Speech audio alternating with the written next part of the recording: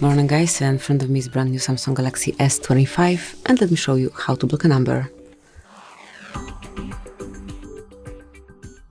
First of all, open your phone dialer, then go to contacts, choose the contact that you want to block, mark info, and here click on more. You will notice block contact here, just mark, confirm, and that's it. From now on you will not be able to reach this number, like this number actually won't be able to reach you. You can also set some general rules to do it from this panel. From contacts, mark more icon and select settings. From settings go to block numbers, and now you can either block all unknown colors or mark some recent color, mark someone from your contacts from here.